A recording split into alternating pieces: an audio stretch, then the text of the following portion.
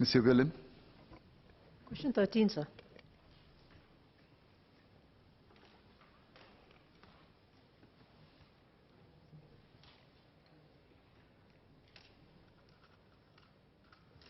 Mr. Speaker, may I have your permission to take the two questions together, please, 13 and 14? Yes. Mr. Speaker, with regard to the incident involving HSA, the Personal Data Protection Commission, PDPC, is investigating Circa Solutions Group Private Limited, which is a private company and vendor of IT services to HSA.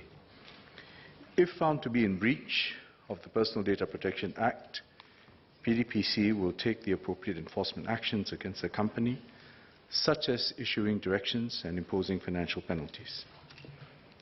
The Senior Minister of State for Health has earlier outlined the review of HSA's data security policies and practices that is being undertaken. As HSA is a government agency, the Smart Nation and Digital Government Group is also conducting an investigation into the incident. Ms. Quay has asked if it is justifiable that public agencies are exempted from the PDPA. Implicit in the member's question is the presumption that public sector agencies are not accountable for their data protection practices or not held to a high standard because the PDPA does not apply to them. That is wrong and simply not the case. Public sector agencies are subject to a different piece of legislation and other regulations. In particular, public sector agencies have to comply with the Government Instruction Manuals and the Public Sector Governance Act. Collectively, they have comparable, if not higher standards of data protection compared to the PDPA, and similar investigations and enforcement actions are taken against data security breaches.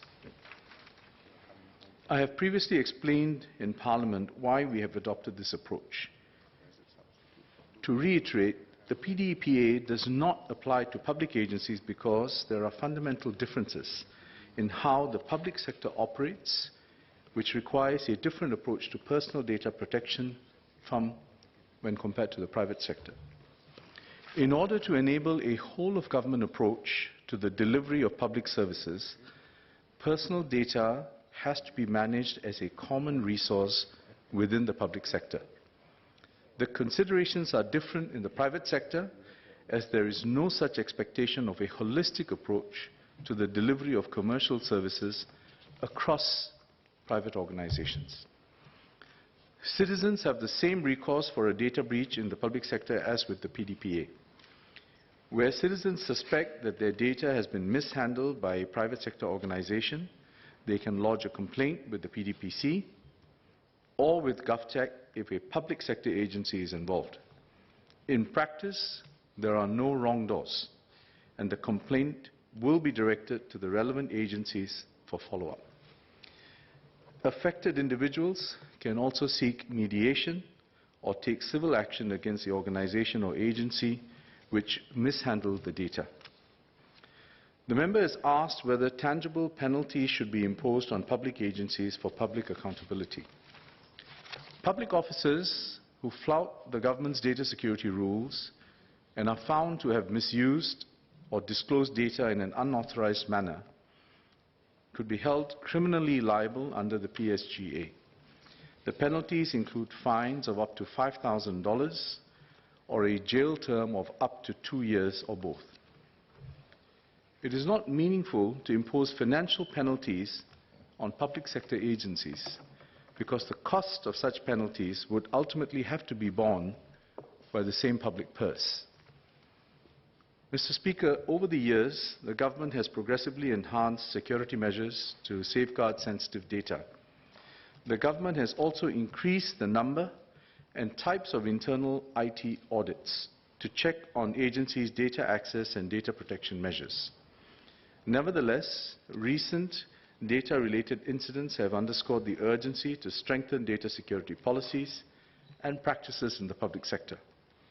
Therefore, the Prime Minister has convened a Public Sector Data Security Review Committee to conduct a comprehensive review of data security practices across the entire public service.